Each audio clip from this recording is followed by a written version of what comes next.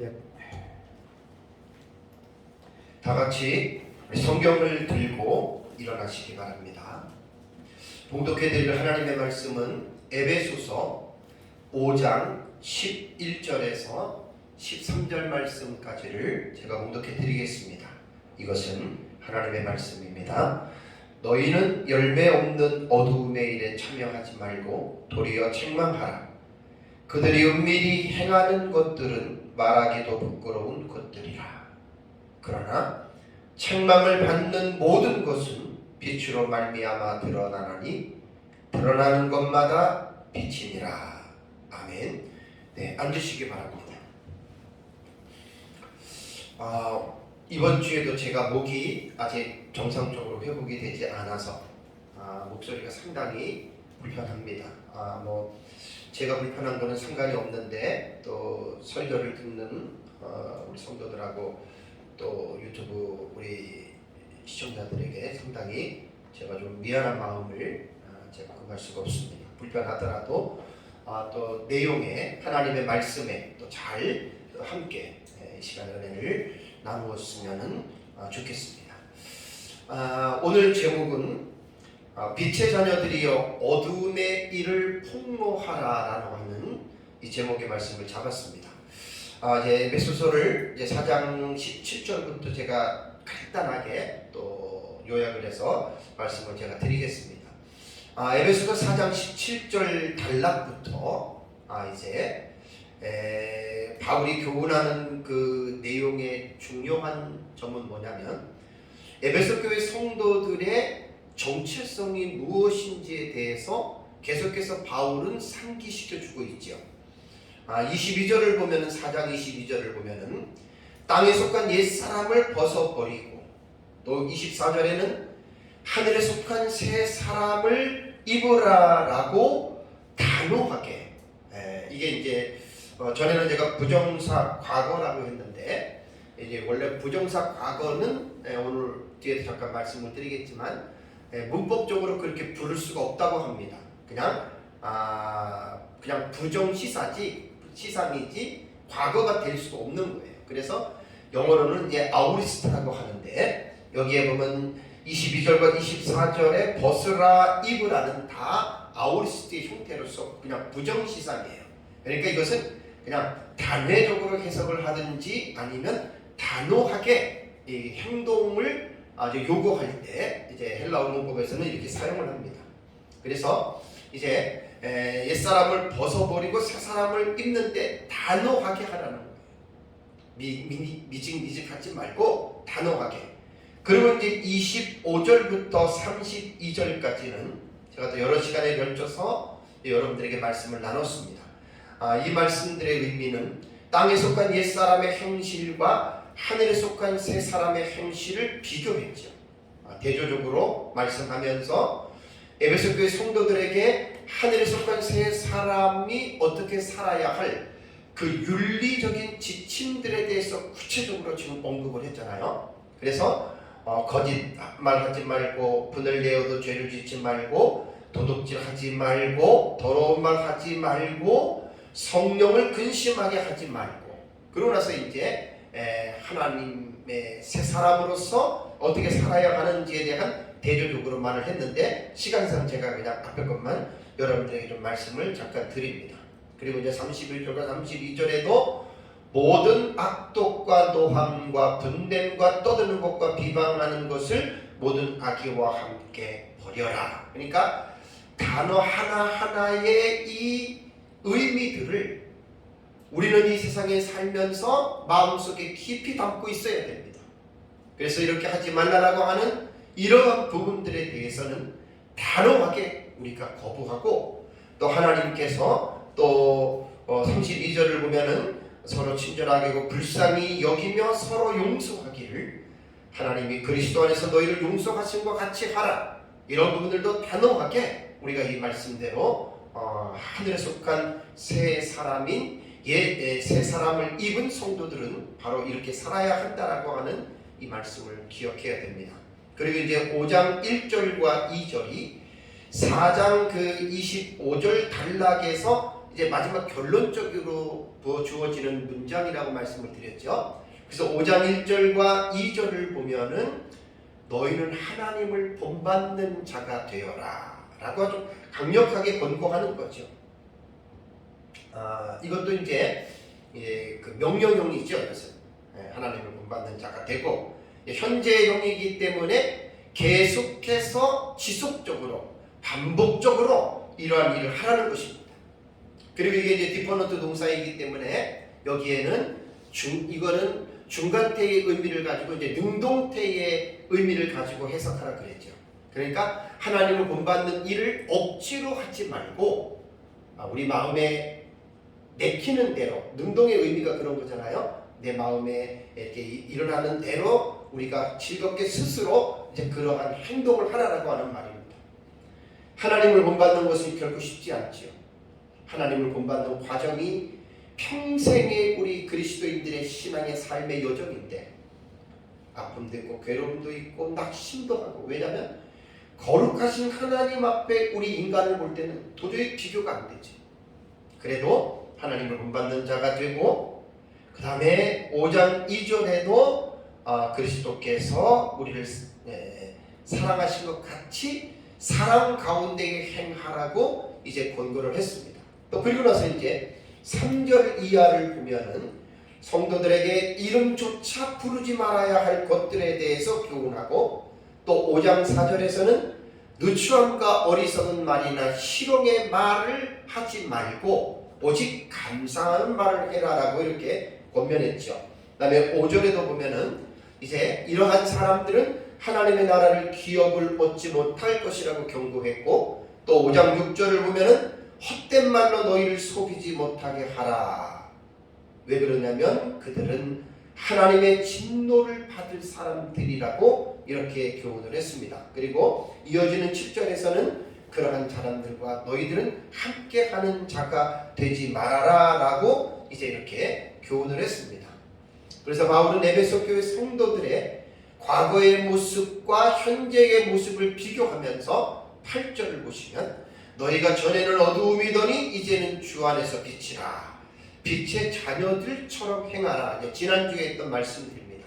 계속해서 권고하고 있습니다. 그리고 빛의 자녀로서 맺어야 할 열매들이 9절에 보면은 모든 착함과 의로움과 진실함에 있기 때문에 하늘에 속한 새 사람은 빛의 자녀고 이러한 열매들을 맺으면서 살아가야 된다라고 이제 9절에 말씀을 했죠.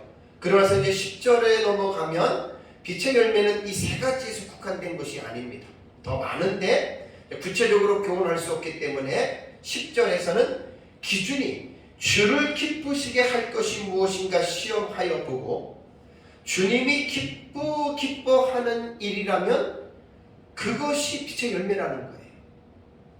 저는 9절과 10절의 말씀을 그렇게 저는 이해를 했습니다. 그래서 구원받은 우리가 이 땅에 사는 동안에 어떠한 열매를 맺으면서 살아야 하는지는 참으로 여러분 중요합니다.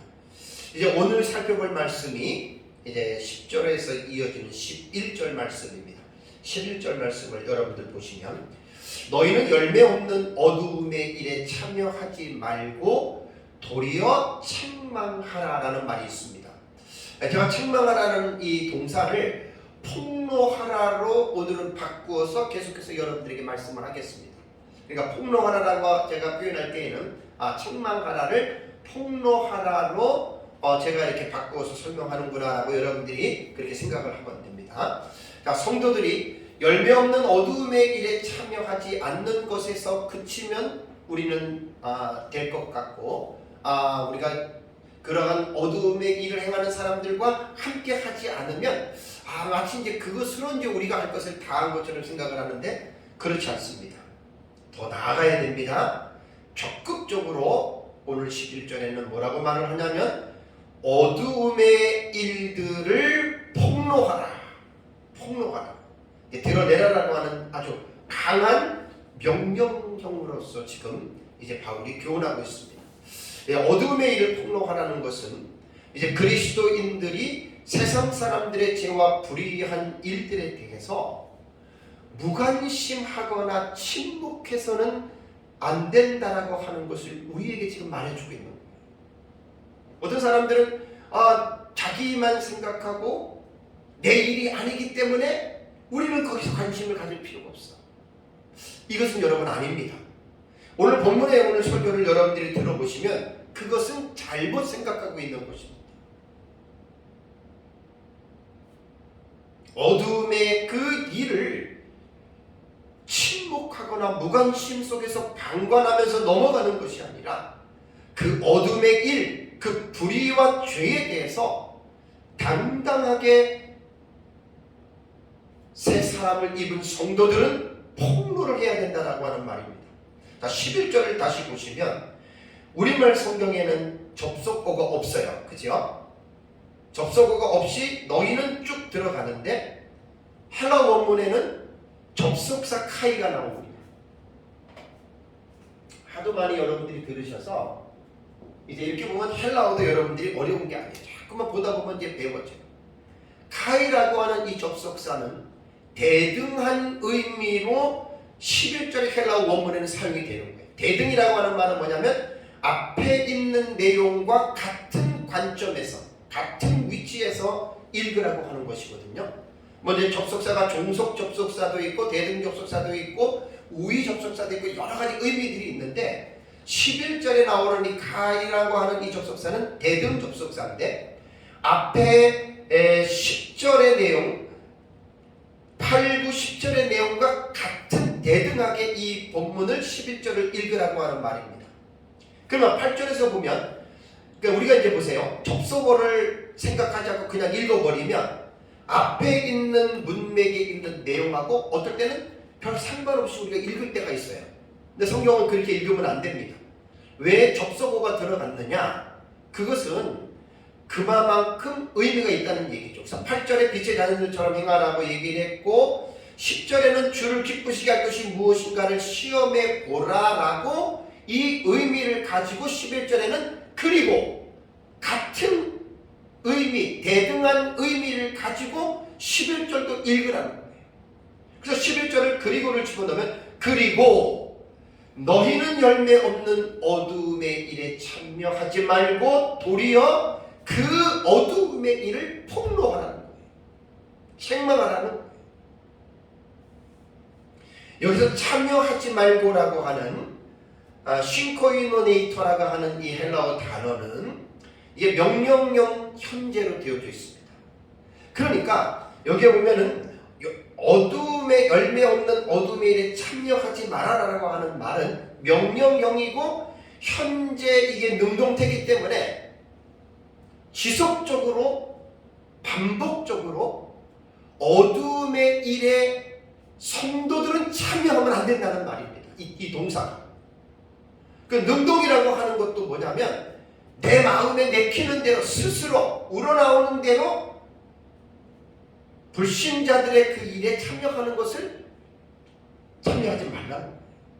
뭐 억지로 저 사람하고 같이 가면 한잔 마시고 한번 저 일에 참여하면 몇백만 원, 몇천만 원을 버는데 아이고 이거 아까워서 어떻게 그런 마음이 아니라 억만금을 준다 하더라도 어둠의 일을 하는 그 사람들과 함께 참여하지 말라, 함께 하지 말라는 이야기. 억지가 아닙니다. 능동태입니다. 내 마음에 일어나는 대로 그것에 대해서 우리는 발을 금해야 된다라고 하는 말이죠. 이 지금 11절의 이 말씀은 7절의 교훈한 내용을 반복하는 거예요. 자, 7절을 보시면 그러한 자들과 함께하는 자가 되지 말라라고 말했죠. 요것도 그때 제가 메프라스 현재 명령형이라고 그랬죠. 그죠? 메프라스 현재 명령. 왜 제가 문법을 여러분들에게 말씀을 드리냐면 메프라스 현재 명령은 어떻게 읽으라 그랬어요? 지금 하고 있는 일을 금지해라. 명령입니다. 그러니까 어둠의 일을 행하는 자들과 함께 하고 있다면 메프라스 명령은 지금 하고 있는 그것을 하지 말고 나오라는 이야기입니다. 명령입니다. 명령. 아, 주님 조금만 참아주세요. 내가 여기에 조금만 있으면 몇 천만 원, 몇 억을 버니까 그 불의한 방법 돈이라면 조금만 참으시면 내가 이 돈 벌어가지고 10을 주다고 헌금을 하겠습니다. 여러분, 하나님은 그런 돈 안 받습니다. 교회는 몇 천만 원, 몇 억의 헌금을 받아서 교회를 쓰겠지만 하나님은 그런 불의한 헌금 받지 않습니다. 그러니까 메프라스 현재 명령은 지금 하고 있는 것을 금지시켜. 내가 지금 그 어두움의 일에 참여하고 있는 그렇게 있다면 지금 곧 당장 나와라. 금지해라. 그런 말이죠. 그 다음에 11절에 동사 하나 보면 이제 책망하다라고 하는 동사가 이게 엘렌케테라고 하는 동사거든요. 이게 엘렌코라고 하는 원형은 엘렌코예요. 책망하다라고 이렇게 우리말 번역을 했는데 이것도 명령형 현재 능동태입니다. 이게 명령하는 거예요.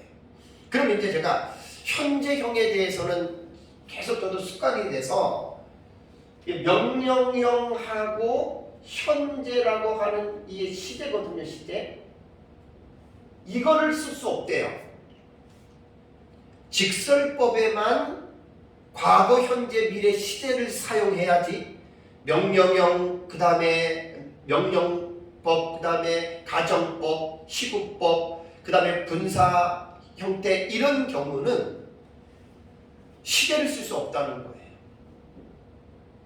어제 제가 우리 원어 선생님한테 서상근 박사님한테 제가 통화를 하면서 며칠 전에 제가 배웠습니다. 이제는 조금 이제 이 문법에 대해서 제가 조금 간결하게 정리해서 이제 설교를 할 수 있겠어요. 왜냐하면 지난번에 제가 명령 과거, 부정 과거 이렇게 과거를 썼는데 문법적으로는 그 직설법 외에는 과거, 현재 이런 시제를 쓸 수 없다는 거예요. 그러니까 지금 여기도 제가 왜 이렇게 쓰냐면 제가 보고 있는 그 사전이 바이블렉스라고 하는 그 CD에 나와 있는 사전이 이렇게 되어져 있어요. 그러니까 옛날에 공부했던 사람들은 다 이렇게 배운 거예요. 부정 과거, 명령 과거. 그런데 명령형 부정사에는 과거가 없어요. 그래서 그거를 그냥 부정시상이라고 요즘에는 사용한다고 하더라고요. 부정시상. 영어로 말하면 아우리스트라고 해요. 아우리스트. 우리말로 번역하면은 부정시상. 그러니까 명령형에 저도 지금 원고에다 써놨거든요. 명령 현재. 이거는 예전에 문법을 가르쳤던 사람들이 써왔던 거기 때문에 습관이 된 거예요. 저도. 앞으로는 제가 이렇게 안 쓰겠습니다. 그냥 부정시상, 아우리스트이기 때문에 이걸 어떻게 해석하느냐. 해석하는 법이 단호함이나 단회적으로 해석하면 돼요. 그러니까 여기에서 어둠의 일들을 책망하라라고 하는 말을 이게 명령형 부정시상이니까 단호하게 책망하는 거예요. 단호하게. 적당히 하는 게 아니라 단호함의 의미는 강조의 어떤 의미가 있잖아요. 단호하게 어둠의 일을 책망, 폭로하라는 거예요. 능동태니까 뭡니까? 태는 능동태니까 스스로 내가 이 일을 하는 거지. 디모데전서 5장 20절과 디도서 1장 13절에는 이 엘렌코라고 하는 이 단어를 꾸짖다, 꾸짖다로 번역을 했습니다. 디모데전서 5장 20절, 디도서 1장 13절 제가 읽지 않겠습니다. 시간상. 그리고 요한복음 16장 8절, 고린도전서 14장 24절, 누가복음 3장 19절, 디도서 1장 9절, 2장 15절에는 이제 에베소 본문처럼 책망하다라고 이렇게 번역을 했습니다. 자, 그렇다면 제가 왜 책망하다라고 하는 이 단어를 안 쓰고 폭로하라라고 하는 이 용어를 쓰느냐, 그 이유를 제가 설명을 해드리겠습니다. 길선영 교수님 책에서 봤는데 제가 이 왜 폭로하라라고 했는지를 이해를 하고 지금 여러분들에게 말씀을 드리는 거예요.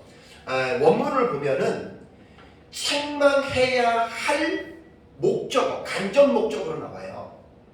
책망해야 될 그 대상이 사람이 아니에요. 그 책망해야 할 대상이 뭐냐면 어둠의 열매 없는 일들. 그러니까 우리말로는 열매 없는 어둠의 일 했잖아요. 그거를 책망하라는 거예요. 사람을 책망하라는 말이 아니에요. 그래서 원문을 조금 직역하면 어두움의 열매 없는 일들. 여기 보면 열매 없는 일들을 보면은 그 앞에 관사들 전부 다 역격입니다. 역격. 역격은 간접 목적어예요.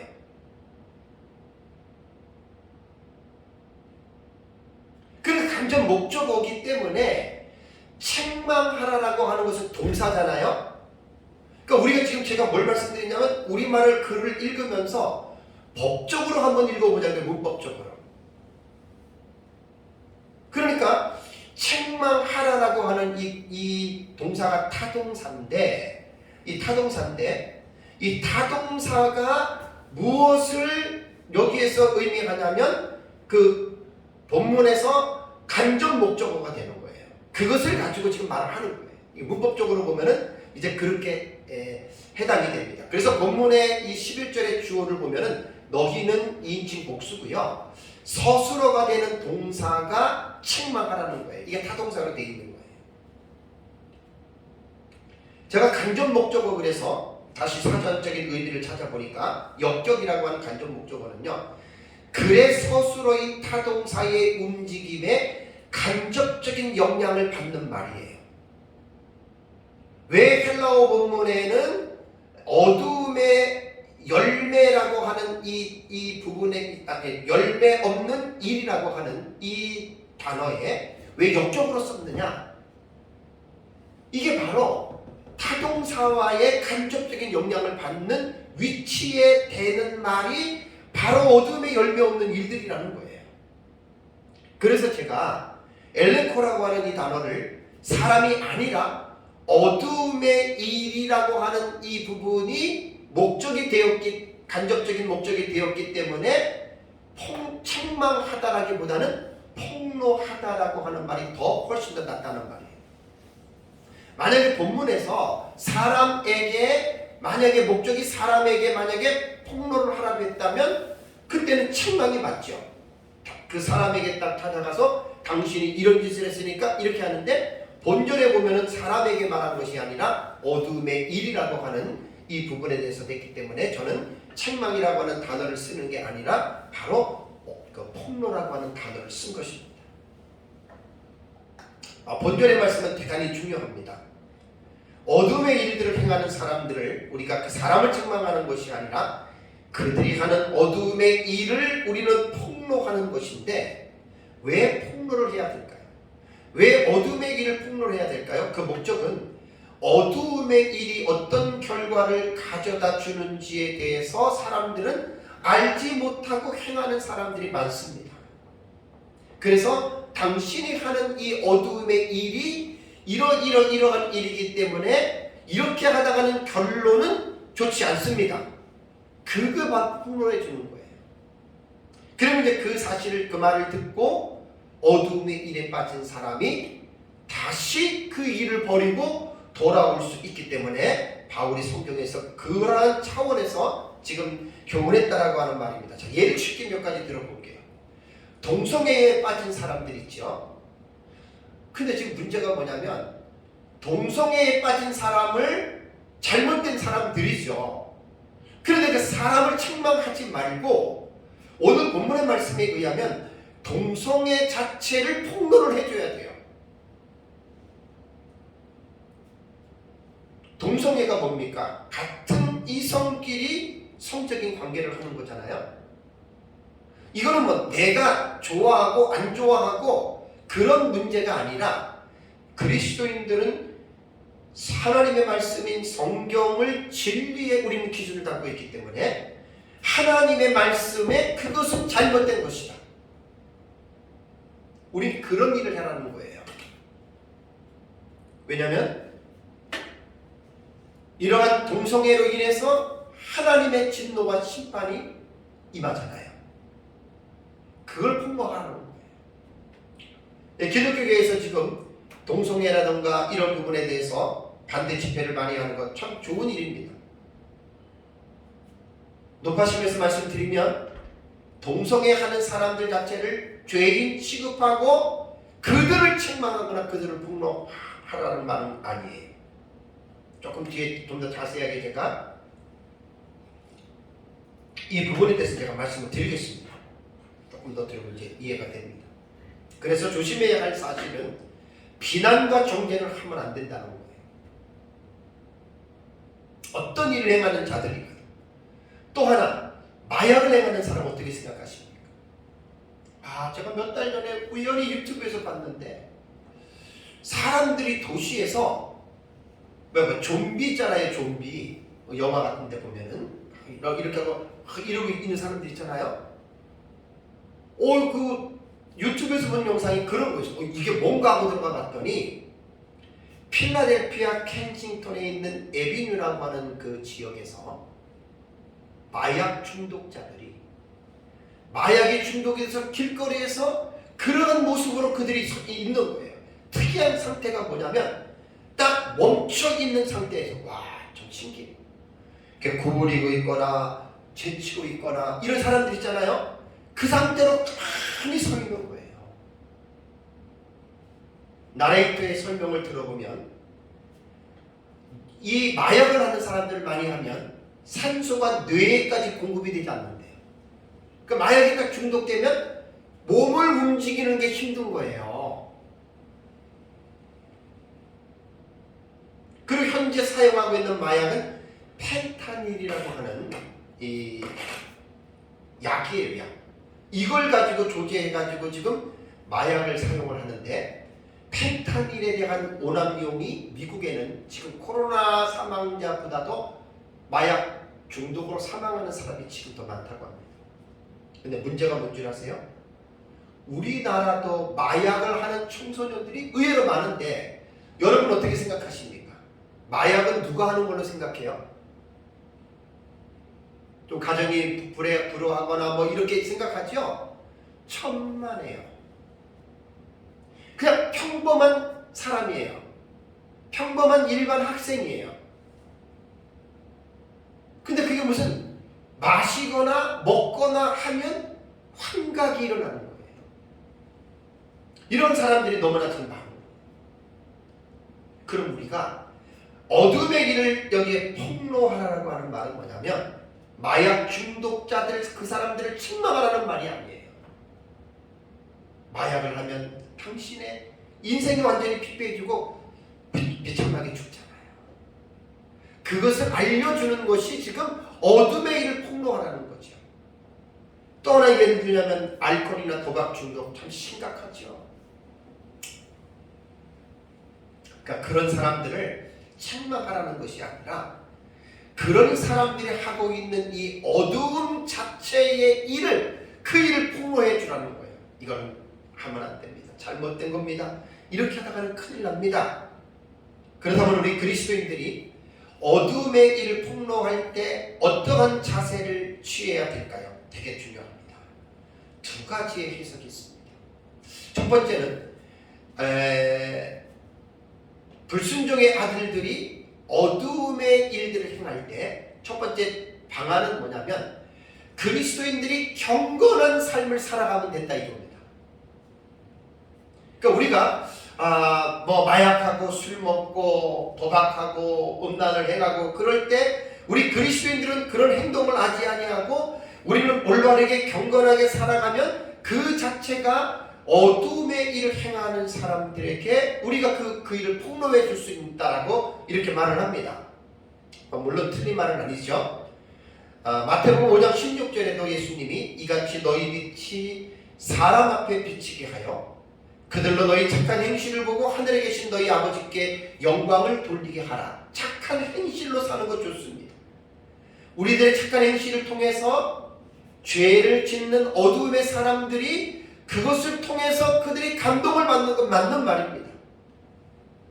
베드로전서 2장 12절에도 너희가 이방인 중에서 행실을 선하게 가져, 그러니까 세상 사람들 가운데 너희는 행실을 선하게 가져 너희를 악행한다고 비방하는 자들로 하여금 너희 선한 일을 보고 오시는 날에 하나님께 영광을 돌리게 하려 합니다.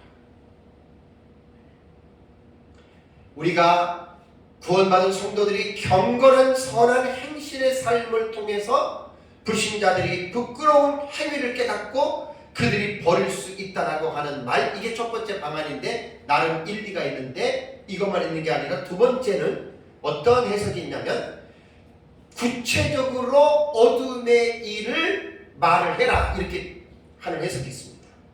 이 해석이 더 정확합니다. 자, 한번 들어보세요. 자, 어둠의 일을 행하는 사람들에게 그냥 우리가 어떤 말을 하지 않고 우리가 경건한 행동을 한다고 해서 과연 그 사람들이 변화될 수 있겠는가? 없지는 않아요. 있기는 해요. 자, 그럼 예를 들어볼게요. 마약하는 아까 그 도시 에비뉴라고 하는 그 도시 있잖아요. 필라델피아. 네. 필라델피아에 있는 켄싱턴 그 에비뉴라고 하는 지역에 가서 마약 사는 사람. 근데 제가 궁금했던 게 그거예요. 왜 저 사람 우리나라는 마약하면 감옥 가잖아요. 왜 감옥에 안 집어넣는 줄 알아요? 그 사람들을 수용할 수가 없어요, 미국.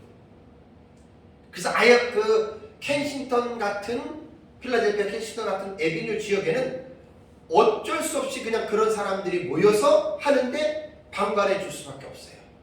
너무 많아서. 그러면 그 마약에 그 하는 사람들 앞에 우리 그리스도인들이 마약 안 하고 산다고 해서 그 사람들이 마약을 안 할까요?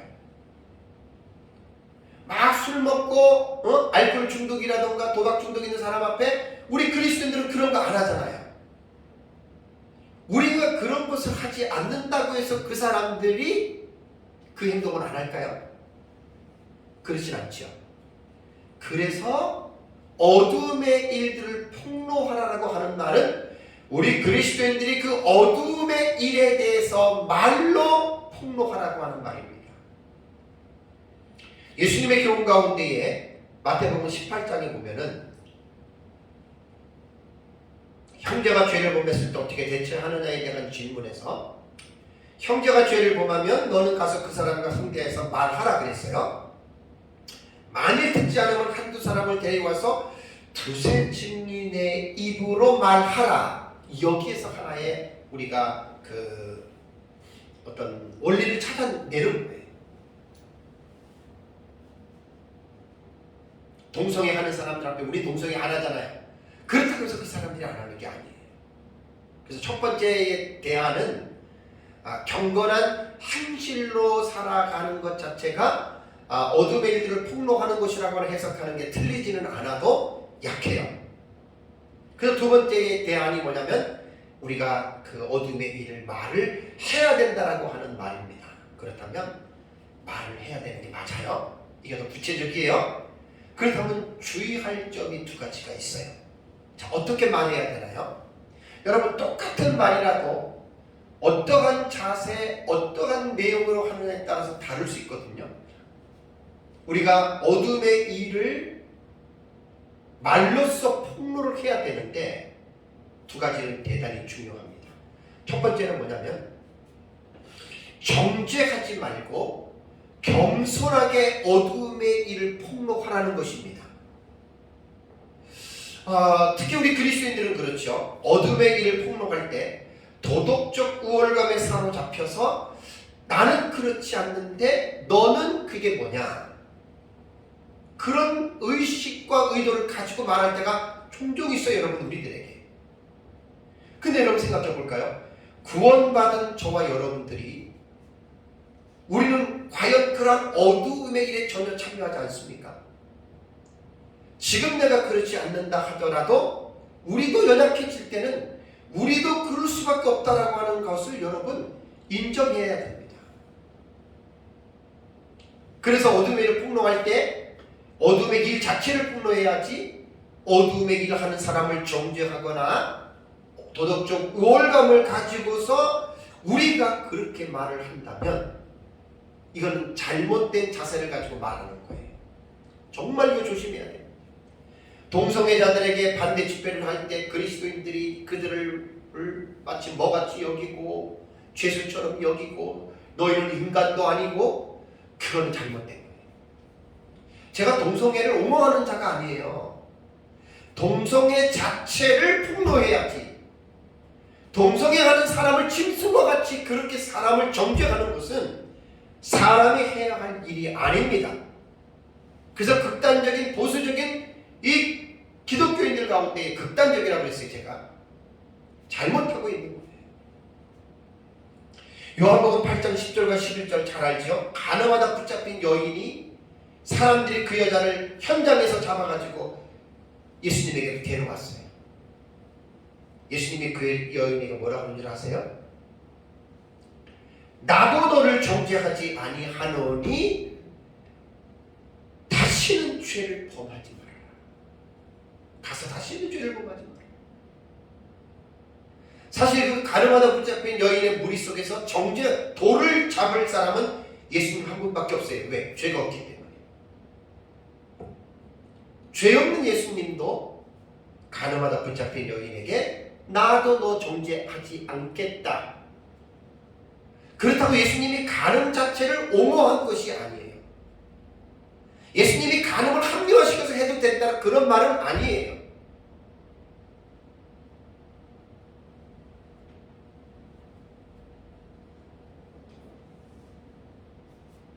야고보서 4장 12절에 입법자와 재판관은 오직 한 분이시니, 그러면서 너는 누구이기에 이웃을 판단하느냐라는 말이 나옵니다. 무서운 말입니다.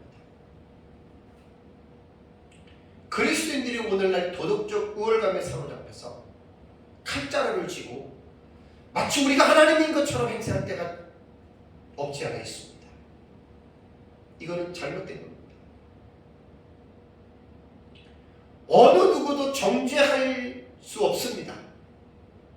정죄를 오직 하나님 한 분만 할 수 있습니다. 그래서 우리가 어둠의 일을 폭로하는 데 있어서 이 입법자와 재판관의 자리에 앉아서 정죄하는 이 폭로는 절대로 해서는 안 된다.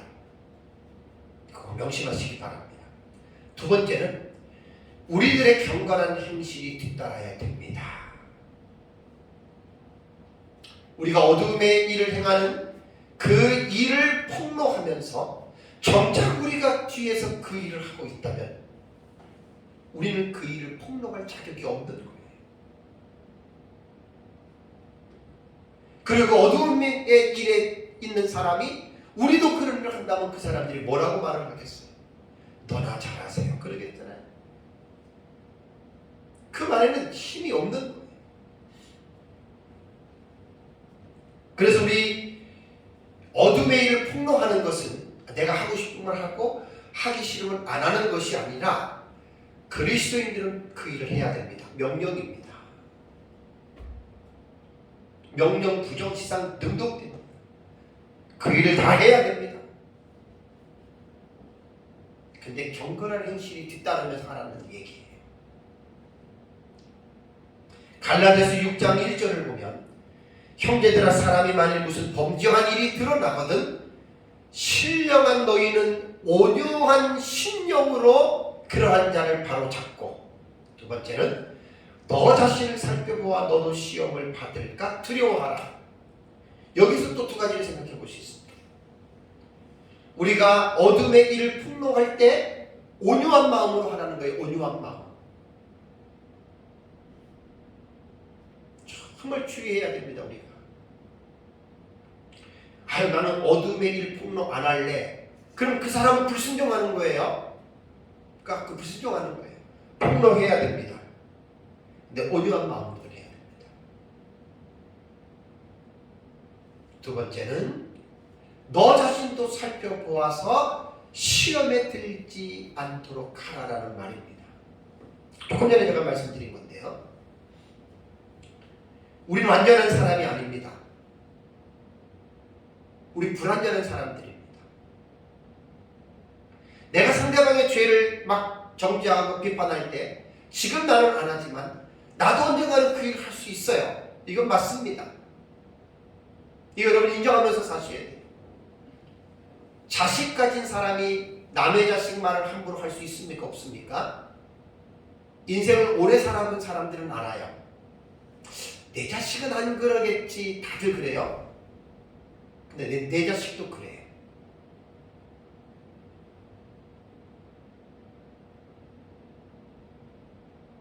내 자식은 안 그러겠지 하는데 내 자식이 그런단 말이에요.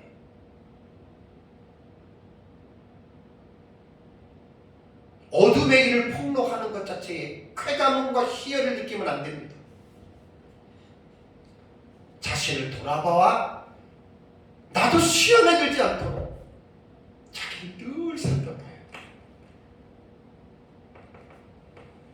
로마서 2장을 잠깐 가보실래요? 로마서 2장. 로마서 2장 1절을 보면은 그러므로 남을 판단하는 사람아 누구를 막론하고 내가 핑계하지 못할 것은 남을 판단하는 것으로 내가 너를 정죄함이니 그 다음에 뭐라 그랬습니까? 판단하는 너가 같은 일을 행하지 않느냐 그 말입니다. 이 말씀의 이 의미는요 하나님의 선민으로서 우월감을 가지고 있는 유대인들에게 향한 교훈이거든요. 바울 당시 유대인들은 마치 자기들은 온전하고 깨끗한 자들이고 반대로 이방인들은 죄를 행하는 자들이고 또 어떤 아주 못된 그러한 사람들이라고 하는 이러한 의식들이 강했어요. 그래서 이방인들의 어둠의 행실을 아주 상당히 비판을 많이 했죠. 자, 이러한 것들을 보고 바울이 지금 유대인들을 지금에게 말을 하는 거예요. 다시 1절을 보시면 남을 판단하는 것으로 어떻게 해요? 너가 너 자신을 뭐 하는 거라고요? 정죄하는 거예요.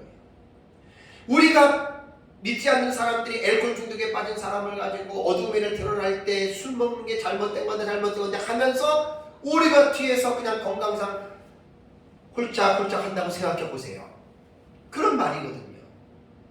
그 자체가 이미 정죄하고 또 판단하는 너도 같은 일을 행함인데, 자 2장 21절을 볼까요? 바울의 말은 그냥 한 말이 아닙니다. 근거가 있습니다. 자 2장 21절을 보면은 그러면 다른 사람을 가르치는 내가 내 자신을 가르치지 아니하느냐. 그 다음에 뭐라고 했습니까? 도둑질 말라 선포하는 내가 도둑질하는 에게 유대인들에게 하는 말이에요. 22절에 가늠하지 말라 하는 내가 가늠을 하고 있지 않느냐. 또 우상을 가지게 여기는 내가 신전 물건을 도둑질하지 않느냐. 23절에 율법을 자랑하는 내가 율법을 범하지 않느냐. 무슨 의미예요? 그래서 갈라디아서 6장 1절에 온유한 마음으로 말을 하고 너 자신을 돌아보아 너도 시험에 들지 않도록 주의하라. 그런 말입니다. 우리는 어둠의 일을 보고 저 어둠의 일을 폭로해야 되느냐 말아야 되느냐 고민할 필요가 없어요. 우리는 뭐 해야 되죠? 폭로해야 됩니다. 그리스도인들이라면 어둠의 일을 폭로해야 돼. 사람을 정죄하지 말고 어둠의 일 저것은 잘못된 것이라고 반드시 폭로해야 됩니다. 그러나 그 폭로할 때 자세를 제가 앞에 두 가지로 여러분들에게 말씀을 드린 거예요. 우월감을 가지고 비판하거나 정죄하거나 그런 것들을 하지 마십시오.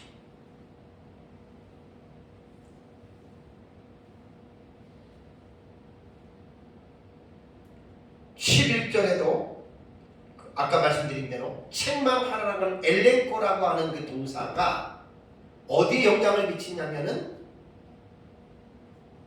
열매 없는 어두움의 일들입니다. 그게 영적, 간접, 목적으로 되어 있다고 그랬죠? 사람이 아니에요, 사람이. 그 다음에 이제 에베소서 본문으로 돌아오면 12절을 볼까요? 그들이 은밀히 행하는 것들은 말하기도 부끄러운 것들이라. 어두움의 일에 참여하는 자들이 우리가 그들을 책망, 폭로를 하잖아요. 그 일은 무엇이냐? 말하기도 부끄럽다라고 말을 하면서 본 문단에는 그 일이 어떠한 이 일인지에 대한 구체적인 언급이 없죠. 그죠? 그래서 많은 주석가들이 이 부분에는 무엇으로 보냐면 성적인 그런 악행들로 범죄로 많이 봅니다. 이건 다른 본문에서도 얘기를 했기 때문에 그냥 자세하게 설명하지 않고 넘어가겠습니다. 그런데 12절에 또 여기도 접속어가 있어요. 근데 우리 개역개정에는 이걸 또 빼놨어요. 11절도 빼놓고 12절도 빼놓은 거예요. 원문에는 12절에 뭐가 되어 있냐면 가르라고 하는 이유 접속사가 있어요. 가르인데 다 아시죠? 가르라고 하는 이 이유 접속사예요. 이유 접속사.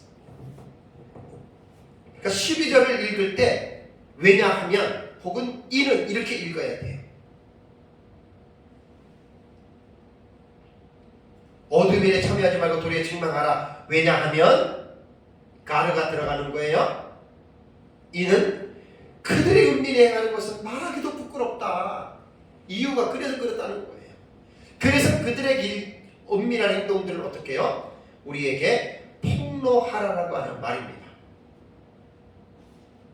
마지막으로 이제 13절을 볼까요? 오늘 13절 본문에 보면 그러나 책망을 받는 모든 것은 빛으로 말미암아 드러나나니 드러나는 것마다 빛이니라라는 말이 나옵니다.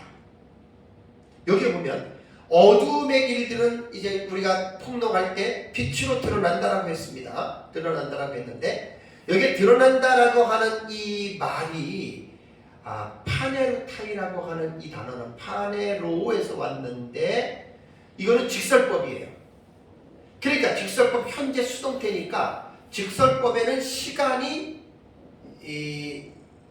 맞는다 그랬죠. 시간이 이게 다 그 시로 읽으면 되는 거예요. 현재니까. 근데 이 단어는 뭐냐면 수동태예요. 드러난다라고 하는 말. 그러니까 수동태이기 때문에 어떻게 해요? 더 이상 숨기지 않고 드러날 수밖에 없다는 거예요.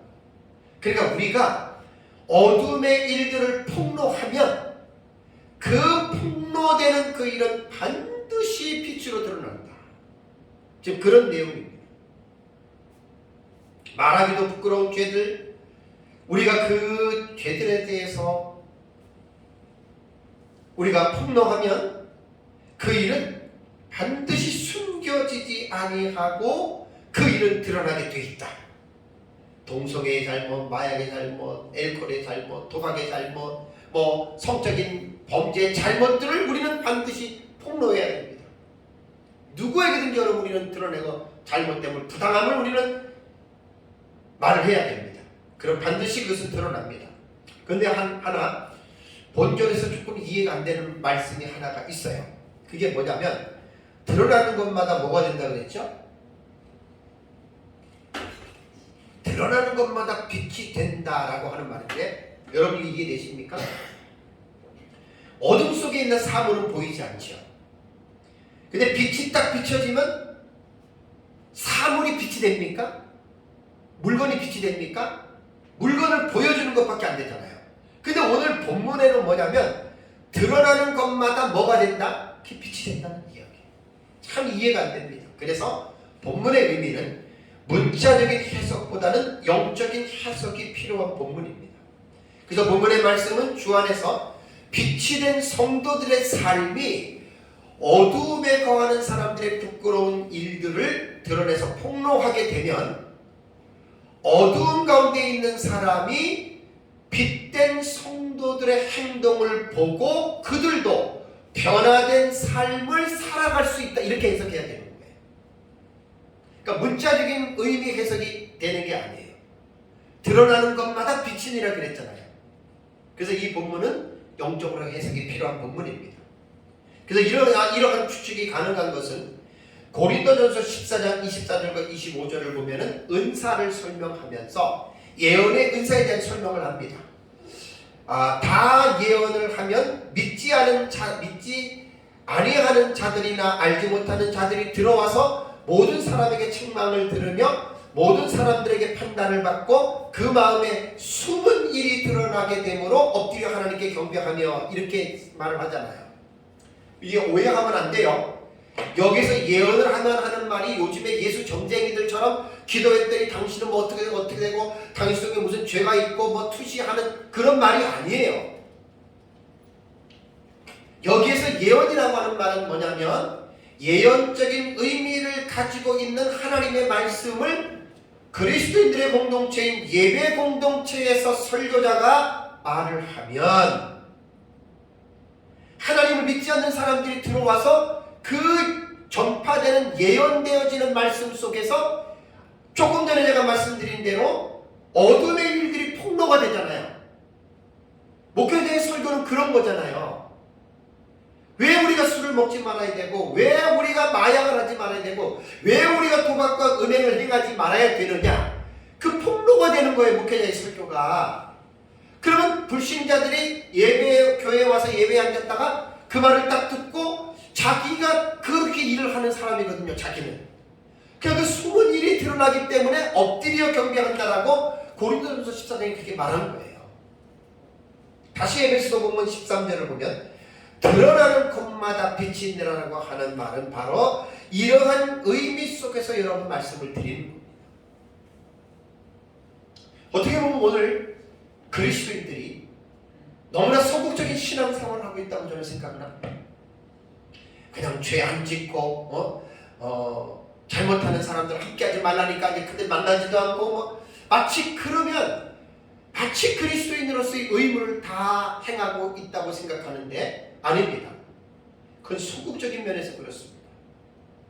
신앙생활은 소극적인 면과 적극적인 면이 필요합니다. 그래서 오늘 11절 말씀에는 너희는 열매 없는 어두움의 일에 참여하지 말고 소극적으로 참여하지 말아도 적극적으로는 어떻게 하라고요? 도리어 폭로하라. 그 어두움의 일을 폭로하라는 거예요. 그래서 우리가 어둠의 일을 폭로하면 그 폭로되어지는 그 일들이 어떻게 해요? 드러납니다. 아까 드러난다라고 하는 말이 그 현재 수동태라고 그랬잖아요. 반드시 드러나게 되어 있습니다. 우리가 동성애의 잘못과 위험성을 하나님의 말씀을 통해서 우리가 폭로하면 동성애를 행하는 사람들이 그 말을 듣고 모두가 다 돌아오는 것은 아니지만 하나님께서는 그들 가운데 동성애를 버리고 다시 돌아오는 사람, 그게 바로 뭐냐면 드러나는 것마다 빛이라고 이렇게 말을 합니다. 빛을 드러나는 것마다 바로 빛이 된다라고 하는 이제 그러한 의미의 말씀이 되는 것입니다. 그래서 우리 그리스도인들이 오늘 본문의 내용은 너무 중요하죠. 빛의 자녀들이여 어두움의 일을 폭로하라. 이게 오늘 설교 제목이에요. 구원받은 자들은 모두가 다 빛의 자녀입니다. 빛의 열매를 맺으면서 살아야 됩니다. 우리는 취사선택이 아닙니다. 명령입니다. 어둠의 일을 행하는 사람과 같이 참여하지 않는 것으로 만족하지 말고 적극적으로 나아가서 폭로하기 바랍니다. 그 대상이 남편이 될 수도 있고 아내가 될 수도 있고 자녀가 될 수도 있고 부모가 될 수도 있어요. 조심해야 될 게 뭘 조심하라 그랬죠? 사람을 정죄하거나 사람에게 폭로하지 말라는 거예요. 잘 새겨 들으셔야 됩니다. 온유한 마음으로 하셔야 됩니다. 겸손한 마음으로 해야 됩니다. 그리고 제일 중요한 건 뭐냐면 우리가 사람을 변화시키는 게 아닙니다. 착각하면 안 됩니다. 우리는 내가 해야 할 일 전하는 것만 하면 되는 거고 누가 사람을 변화시키고 열매 맺게 하는 줄 아십니까? 그분이 하나님입니다. 마치 사역자나 성도나 우리가 마치 내 능력으로 내가 잘나서 내가 사람을 변화시키고 내가 사람을 성장시키고 그건 오만입니다. 오만. 그렇지 않습니다. 눈에 보이지 아니하시는 하나님이 특히 보혜사 성령님이 전하는 자나 듣는 자에게 함께 하셨습니다.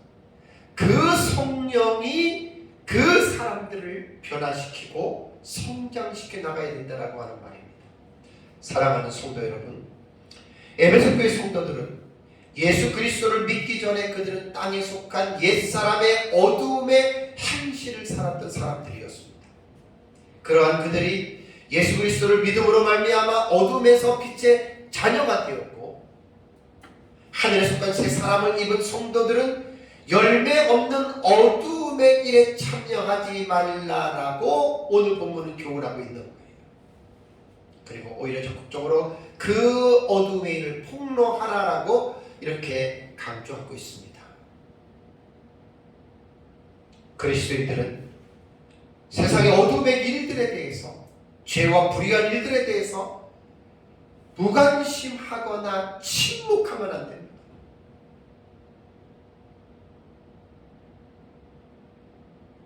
마틴 루터 킹의 말이 갑자기 생각이 나네요. 너무나 멋있는 말을 했어요. 현대 사회에서 비극이 뭐냐? 많은 사람들이 죄를 짓고 타락하는 것이 비극이 아니라, 루터 킹의 말에 의하면 침묵하는 의인들, 말하지 않고 가만히 있는 그 사람들이 비극이라고 마틴 루터 킹이 생전에 한 말이 있어요. 저와 여러분들은 어떻습니까? 뭘 남에게 신경 써? 저 사람 지옥 가든 말든 더럽든 말든 왜 신경 써? 시간 없는데. 여러분, 그 회개해야 됩니다. 모든 그리스도인들 회개해야 됩니다. 오늘 본문의 말씀은 그런 의미가 아니잖아요. 오히려 폭로해야 됩니다.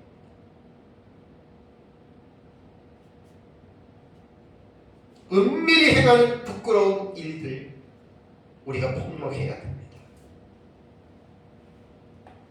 그래서 온유한 마음으로 하시고, 정죄하지 마시고, 피난하지 마시고. 왜? 우리도 그럴 수 있는 자들이라고 하는 의식을 갖고 계셔야 돼요. 로마서 2장의 유대인들처럼 자기들도 그러면서도 우리 절대 그리스도인들 그렇게 되면 안 됩니다. 그래서 저와 여러분들이 오늘 로마서 5장, 에베소서 5장 11절에서 13절에 나타난 이 말씀 너무 중요합니다.